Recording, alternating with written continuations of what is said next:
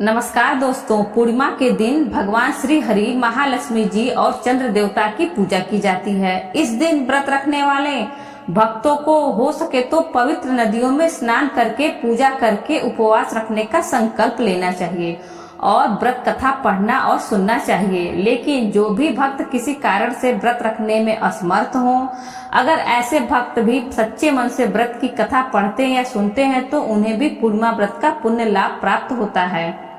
कथा सुनने वाले भक्तों को भी अपनी सामर्थ्य के अनुसार कुछ न कुछ दान देने से उनके जीवन में सभी प्रकार के सुखों की प्राप्ति होती है। तो आज के वीडियो में आप सुनेंगे पूर्णिमा के दिन सुनी जाने वाली संपूर्ण व्रत कथा। द्वापर युग में एक समय की बात है। यशोदा जी ने कृष्ण से कहा, हे कृष्ण, तुम सारे संसार के उत्पन्न करता, पोषण तथा उसके संहार करता हो। आज कोई ऐसा व्रत मुझसे कहो जिसके करने से मृत्यु लोक में स्त्रियों को विधवा होने का भय न रहे तथा यह व्रत सभी मनुष्यों की मनोकामना पूर्ण करने वाला हो। श्री कृष्ण कहने लगे, हे माता, तुमने अति सुंदर प्रश्न किया है। मैं तुमसे ऐसे ही व्रत को सविस्तार कहता हूँ। सौभाग्य की प्राप्ति के लिए स्त्रियों को 32 पूर्णिमाओं का व्रत करना चाहिए। इस व्रत को करने से स्त्रियों को सौभाग्य संपत्ति मिलती है। यह व्रत अचल सौभाग्य को देने वाला और भगवान शंकर के प्रति मनुष्य मात्र की भक्ति को बढ़ाने वाला है। यशोदा जी कहने लगती हैं, कृष्ण, सर्वप्रथम इस व्रत को मृत्यु लोक में किसने किया था? इसके विषय विस्तार पूर्वक मुझसे कहो। श्री कृष्ण जी कहने लगे कि इस भूमंडल पर एक अत्यंत प्रसिद्ध राजा चंद्रहास से पालित अनेक प्रकार के रत्नों से परिपूर्ण कार्तिका नाम की एक नगरी थी। वहां धनेश्वर नाम का एक ब्राह्मण था और इसकी स्त्री अति सुशील रूपवती थी। दोनों ही उस नगरी में बड़े प्रेम भाव से साथ रहते थे। घर में धन धान्य आदि की कोई कमी नहीं थी। उनको एक बड़ा दुख था, उनके कोई संतान नहीं थी, जिस वजह से वह बहुत दुखी रहते थे। एक दिन एक बड़ा तपस्वी योगी उस नगरी में आया। वह योगी बाकी सभी घरों से भिक्षा मांगकर भोजन किया करता था, लेकिन उस ब्राह्मण के घर से भिक्षा नहीं मांगा करता था। एक दिन योगी गंगा किनारे भिक्षा मांगकर प्रेम पूर्वक खा रहा था कि धनेश्वर ने योगी को यह सब करते देख लिया। अपनी भिक्षा अनादर से दुखी होकर धनेश्वर योगी से बोले, और सभी घरों से भिक्षा लेते हैं परंतु मेरे घर की भिक्षा कभी भी नहीं लेते, इसका कारण क्या है? योगी कहने लगा कि आपके धर्म हमें इस बात की आज्ञा नहीं देता है, क्योंकि अभी आप गृहस्थ जीवन में एक सुख से वंचित हैं। आपके घर संतान होने पर मैं आपके घर से भी भिक्षा स्वीकार कर लूंगा। उन्होंने कहा कि जिसे संतान नहीं है उसके घर में भिक्षा लेने से मेरे भी पतित हो जाने का भय है। धनेश्वर यह सब बात सुनकर बहुत दुखी हुआ और हाथ जोड़कर योगी के पैरों पर गिर पड़ा तथा दुखी मन से कहने लगा कि आप मुझे संतान प्राप्ति के उपाय बताएं। आप सर्वज्ञ हैं, मुझ पर अवश्य ही यह कृपा कीजिए।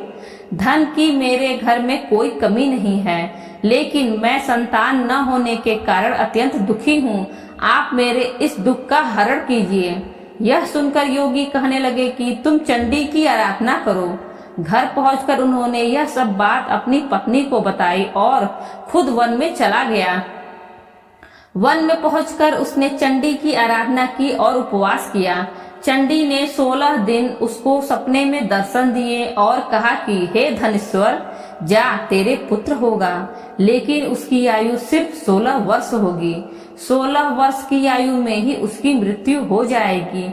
अगर तुम दोनों स्त्री और पुरुष 32 पूर्णिमाओं को व्रत करोगे तो यह दीर्घायु हो जाएगा। जितनी तुम्हारी सामर्थ्य हो उतने आचे के दिए जलाकर शिव जी का पूजन करना, लेकिन पूर्णमासी 32 ही होनी चाहिए। सुबह होते ही तुम्हें इस स्थान के पास एक आम का पेड़ दिखाई देगा। उस पर चढ़कर एक फल तोड़कर अपने घर चले जाना। अपनी स्त्री को इस बारे में बताना। सुबह स्नान होने के बाद वह स्वच्छ होकर शंकर जी का ध्यान करके उस फल को खा ले, तब शंकर भगवान की कृपा से उसको गर्भ हो जाएगा। जब ब्राह्मण सुबह उठा तो उसे उस स्थान पर आम का पेड़ दिखाई दिया और वह उससे फल तोड़ने के लिए चढ़ा, लेकिन वह पेड़ पर चढ़ नहीं पा रहा था। यह देखकर उसे बड़ी चिंता हुई। उसने भगवान गणेश की उपासना की और कहा, हे दयानिधे, अपने भक्तों के विघ्नों का नाश करके उनके मंगल कार्य को करने वाले, दुष्ट का नाश करने वाले, रिद्धि सिद्धि देने वाले, आप मुझे इतना बल दे कि मैं अपनी मनोकामना पूरी कर सकूं। इसके बाद वह पेड़ से फल तोड़कर अपनी पत्नी के पास पहुंचा। उसकी पत्नी ने अपने पति के कहे अनुसार इस फल को खा लिया और वह गर्भवती हो गई। देवी की कृपा से उसे बहुत सुंदर पुत्र पैदा हुआ। उसका नाम उन्होंने देवी दास रखा। माता पिता के हर्ष और शोक के साथ वह बाल बढ़ने लगा। भगवान की कृपा से बालक बहुत ही सुंदर था, सुशील और पढ़ाई लिखाई में भी बहुत ही निपुण था। दुर्गा जी के कथानुसार उसकी माता से 32 पूर्णमासी का व्रत रखा। जैसे ही 16वां वर्ष लगा, दोनों पति पत्नी बहुत दुखी हुए, कहीं उनके पुत्र की मृत्यु न हो जाए। उन्होंने सोचा कि अगर उनके सामने यह सब हुआ तो वह कैसे देख पाएंगे। तभी उन्होंने देवी दास के मामा को बुलाया और 1 वर्ष के लिए देवी दास को काशी में पढ़ने के लिए भेज दिया। 1 वर्ष बाद उसे वापस लेकर आ जाना। देवी दास अपने मामा के साथ एक घोड़े पर सवार होकर चल दिया। उसके मामा को भी यह बात पता नहीं थी। दोनों पति पत्नी 32 पूर्णमासी का व्रत पूरा किया। दूसरी तरफ मामा और भांजा दोनों रात गुजारने के लिए रास्ते में एक गांव में रुके। उस दिन उस गांव में ब्राह्मण की कन्या का विवाह होने वाला था। जिस धर्मशाला में वर और बारात के बाकी लोग रुके थे, उसी धर्मशाला में देवी दास और उसका मामा ठहर गए। उधर कन्या को तेल आदि चढ़ने के बाद जब लग्न का समय आया तो वर की तबीयत खराब हो गई। वर के पिता ने अपने परिवार वालों से विचार विमर्श करके कहा कि यह देवी दास मेरे पुत्र जैसा ही है, मैं इसके साथ लगन करा दूं और बाद में बाकी सारे काम मेरे बेटे के साथ पूरे हो जाएंगे। ऐसा कहने के बाद वर के पिता देवी दास को मांगने के लिए उसके मामा के पास आए और उन्हें सारी बात बताई। मामा ने कहा कि कन्यादान में जो कुछ भी मिलेगा वो हमें दे दिया जाए। वर के पिता ने बात स्वीकार कर ली। इसके बाद देवीदास का विवाह कन्या के साथ संपन्न हो गया। इसके बाद वह अपनी पत्नी के साथ भोजन न कर सका और मन में विचार करने लगा कि न जाने यह किसकी पत्नी होगी। यह सोचकर उसकी आंखों में आंसू आ गए।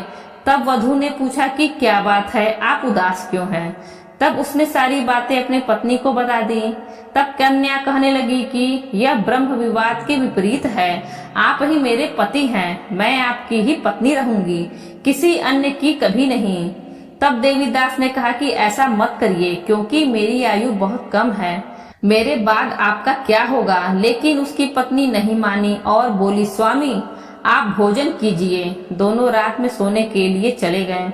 सुबह देवीदास ने पत्नी को 4 नगों से जड़ी एक अंगूठी दी और एक रुमाल दिया और बोला कि हे प्रिय, इसे लो और संकेत समझकर स्थिर चित्त हो जाओ।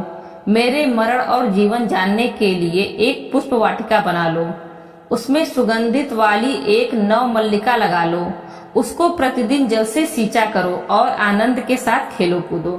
जिस समय और जिस दिन मेरा प्राणांत होगा उस दिन यह फूल सूख जाएंगे। जब यह फिर से हरे हो जाए तो जान लेना मैं जीवित हूँ। यह समझाकर वह वहां से चला गया। इसके बाद जब वर और बाकी बाराती मंडप में आए तो कन्या ने उसे देखकर कहा कि यह मेरा पति नहीं है, मेरा पति तो वह है जिसके साथ रात में मेरा विवाह हुआ है, इसके साथ मेरा विवाह नहीं हुआ है। अगर यह वही है तो बताए मैंने इसको क्या दिया है, साथ ही कन्यादान के समय जो आभूषण मिले उसे दिखाए। कन्या की ये सारी बातें सुनकर वह कहने लगा कि मैं यह सब नहीं जानता। इसके बाद सारे बारात भी अपमानित होकर लौट गए। भगवान कृष्ण बोले, हे माता, इस प्रकार देवीदास काशी चला गया। कुछ समय जब बीत गया तो एक सर्प उसको डसने के लिए वहां आया, लेकिन वह उसको काट नहीं पाया, क्योंकि उसकी माता ने पहले ही 32 पूर्णिमा का व्रत किए थे। इसके बाद खुद काल वहां पहुंचा। भगवान की कृपा से तभी वहां माता पार्वती और भगवान गणेश आ गए। देवीदास को मूर्छित दशा में देखकर माता पार्वती ने भगवान शिव से प्रार्थना की, हे महाराज, इस बालक की माता ने पहले ही 32 पूर्णिमा के व्रत कर लिए हैं, आप इसके प्राण दें। भगवान शिव ने माता पार्वती के कहने पर उसे प्राण दान दे दिया। उधर उसकी पत्नी उसके काल की प्रतीक्षा कर रही थी।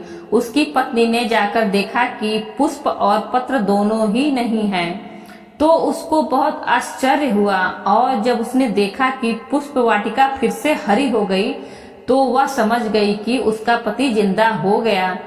इसके बाद वह बहुत ही प्रसन्न होकर अपने पिता से कहने लगी कि मेरे पति जीवित हैं, उनको ढूंढिए। जब 16वां वर्ष व्यतीत हो गया तो देवीदास भी अपने मामा के साथ काशी चल दिया। इधर उसकी पत्नी के परिवार वाले उन्हें ढूंढने के लिए जा ही रहे थे कि उन्होंने देखा कि देवीदास और उसका मामा इधर ही आ रहा है। उसको देखकर उनके ससुर बहुत प्रसन्न हुए और उसे अपने घर ले आए।